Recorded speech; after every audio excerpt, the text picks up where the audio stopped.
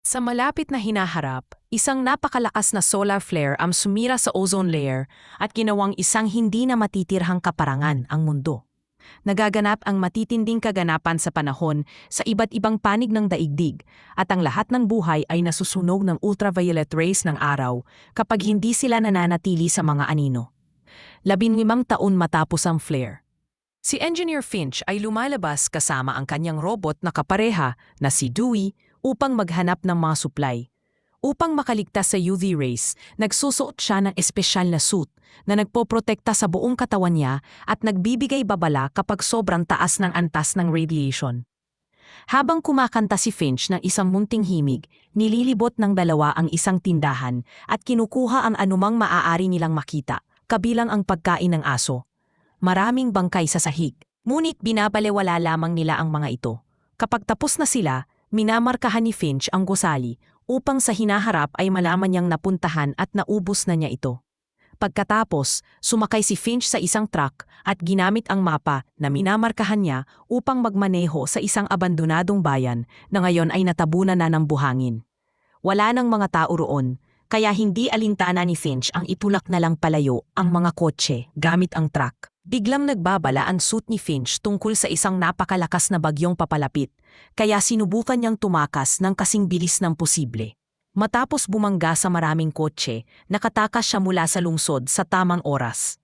Hindi nagtagal, narating niya ang kanyang underground laboratory na dati ang Space Energy Company na pinagtatrabahuhan niya. Papaliit na ang distansya ng bagyo, kaya hinila ni Finch si Dewey at nagmadaling pumasok sa gusali bago sila tangayin ng hangin.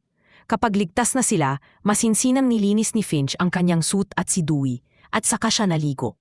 Bigla siyang umubo, na nagbunyag na unti-unti siyang namamatay dahil sa lahat ng radiation na matagal na niyang nalantad.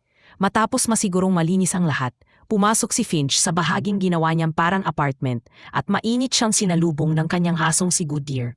Matapos ang maraming yakap at halik, kinain ni Goodyear ang pagkaing aso na nahanap ni Finch, ngunit si Finch mismo ay uminom lamang dahil paubos na ang kanyang mga supply.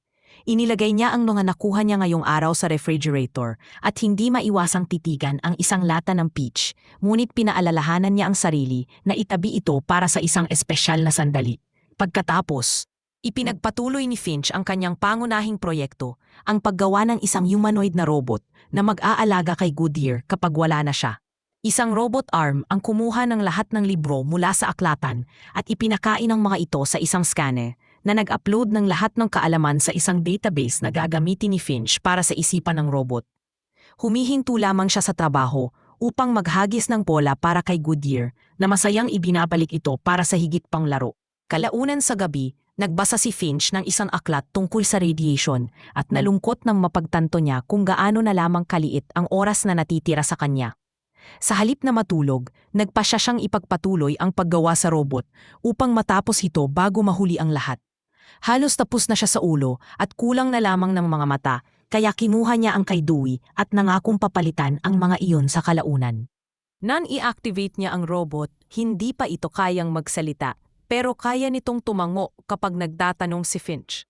Sobrang nasasabik si Finch at agad niyang inayos ang problema sa pagsasalita, na nagbigay daan para makapagsalita na sa wakas ang robot na siyang ikinatahol ni Goodyear. Pinili ng robot ang pangalang Jeff at pinatunayan niyang marami siyang alam na kung ano-anong facts mula sa mga librong na-scan ni Finch.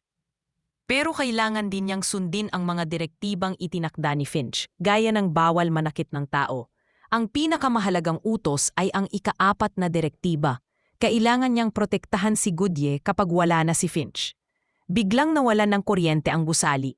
Kinailangan ni Finch na lumabas para ayusin muli ang wind turbine habang sinusubukan ni Jeff na makapag-usap kay Goodyear. Pero inihian lang ng aso ang mga binti ni Jeff. Sa sandaling iyon, napansin ni Finch ang isang napakalakas na bagyong papalapit, kaya dali-dali siyang bumalik sa loob at ikinonekta si Jeff sa weather station. Lumabas sa datos na 4 na magkakaibang bagyo ang darating sa loob ng susunod na 20 oras at magsasanib para maging isang superstorm na tatagal ng humigit kumulang 4 na araw. Imposibleng mabuhay sila sa ganitong sakuna, kaya nagpasya si Finch na kailangan na nilang umalis agad. Habang sa wakas ay kinakain ang kanyang lata ng peaches at binabalewala ang pagdurugo ng kanyang ilong. Tiningnan niya ang mapa at napagtanto na ang tanging pag-asa nila ay ang magtungo sa kanluran papuntang San Francisco. Pagkatapos, binuo niya ang buong katawan ni Jeff at tinaasan ang transfer rate. Hindi ito perpekto dahil 72% lang ang malilipat na data. Pero wala na silang oras. Nakabit ang katawan sa ulo at matagumpay na tumayo si Jeff. Sinimulan ni Finch na turuan siya kung paano maglakad na muling ikinaahol ni Goodyear. May kaunting pagkadapa pero kalaunan ay natutunan din ni Jeff. Pagkatapos, inimpake ni Finch ang lahat ng maaaring kailanganin nila at isinama rin ang kanyang koleksyon ng mga postcard. Palaging nababangga si Dewey sa mga bagay-bagay, kaya ginamit ni Finch ang isang security camera para bigyan siya ng bagong mga mata.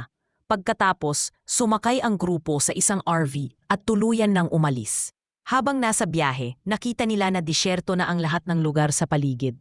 At ikinuwento ni Finch ang mga panahong may mga ligaw na bulaklak at mga bubuyog.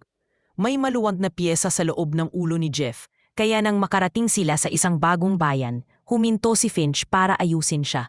Habang nagtatrabaho si Finch, tiningnan ni Jeff ang koleksyon ng mga postcard. At napansin niyang may espesyal na lugar ang postcard ng San Francisco. Na ayon kay Finch ay ipinadala ng kanyang tiyuhin. Nagustuhan ni Jeff ang postcard ng Sydney at gusto niyang pumunta roon. Pero dahil masyado itong malayo, pumayag siyang masabik na lang sa pagtingin sa Golden Gate. Matapos ang pagkukumpuni, inanunsyo ni Finch na lalabas sila para maghanap ng mamasuplay at nadismaya si Dewey nang malaman niyang si Jeff ang isasama ni Finch sa pagkakataong ito. Habang naglalakad sila sa kalye, itinuro ni Finch kay Jeff ang mga pangunahing kaalaman sa pag-i-salvage, hanggang sa makakita sila ng isang sinehan. Nakakadena ang pinto, pero dahil sobrang lakas ni Jeff, hinila na lang niya at natanggal ang pinto. Sa loob, namangha si Jeff nang makita ang sarili niya sa salamin sa unang pagkakataon. At tuwang-tuwa naman si Finch nang makakita ng isang bag ng popcorn. Dinala niya ito sa labas at binuksan para ipakita kay Jeff na sobrang tindi ng araw kaya pumuputok ang mga butil sa loob lamang ng ilang segundo. Naputol ang munting sandali ng saya nila nang mapansin nilang papalapit na ang bagyo. Agad silang bumalik sa RV at umalis sa lungsod ngunit halos maabutan na sila ng bagyo. Ang tanging pagpipilian nila ay humanap ng masisilungan kaya inutusan ni Finch si Jeff na tulungan siyang itali ang RV gamit ang mga kawad. Mabilis mapagod si Finch dahil sa kanyang karamdaman, kaya pinabalik siya ni Jeff sa loob habang siya na ang nagtapos ng gawain. Pinapasok si Goodyear sa isang kabinet at tinakpan ni Finch ang lahat ng bintana bago niya tinawag si Jeff. Inilagay ni Jeff ang huling kawad at tumakbo papasok ng RV bago mismo tumama ang bagyo. Matinding yumanig ang RV nang hampasin ito ng bagyo at pilit na kumapit sina Finch at Jeff sa mga kasangkapan habang paisa-isang napuputol ang mga kawad hanggang sa isa na lang ang natira. Makalipas ang ilang minutong pagyanig, humupa rin ang bagyo at lumabas ang grupo. Napansin ni Finch na ang natitirang kawad ay yung ikinabit ni Jeff gamit ang kanyang pambihirang lakas. Ngunit natuklasan din niyang nasira ang isang gulong. May reserbang gulong naman sila at ginamit ni Jeff ang kanyang lakas para buhatin ang RV habang pinapalitan ito ni Finch. Doon na sila nagpalipas ng gabi upang makapagpahinga ng maayos at kinaumagahan ay binuksan nila ang mga solar panel upang makapagpatuloy sa biyahe. Tinahulan ni Jeff si Goodyear pabalik, iniisip na matututo siya ng wikang aso, kaya ipinaliwanag ni Finch na kailangan ng oras bago magtiwala si Goodyear sa kanya. Nang muli silang nasa daan, tinanong ni Jeff kung ano nga ba talaga ang tiwala. Hindi alam ni Finch kung paano ipaliwanag ang ganoong komplikadong bagay, kaya nagbahagi na lamang siya ng isang kwento. Sa una niyang trabaho, isinama siya sa isang pangkat ng mahihinang manggagawa upang tapusin ang isang proyekto. Mag-isa niyang nalutas ang isang problema sa software. Ngunit ibinahagi niya ang kredito sa buong grupo, kaya nakuha niya ang kanilang tiwala. Gayunpaman, hindi ito naunawaan ni Jeff at sinabi niyang ang problema ni Finch ay hindi niya pinagkatiwalaan ang kanyang mga kasamahan. Naputol ang usapan nang magsimulang umubo ng malakas si Finch. Kaya huminto siya sa isang restaurant sa gilid ng kalsada para magpahinga. Ipinarada niya ang RV malapit sa pasukan para may lilim at nagmadaling pumasok sa loob nang walang protective suit, ngunit bigla siyang umubo ng dugo.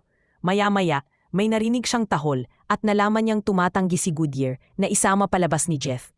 kaya kinuha ni Finch ang tali at isinama ang aso sa loob ng restaurant matapos utusan si Jeff na bantayan ang RV.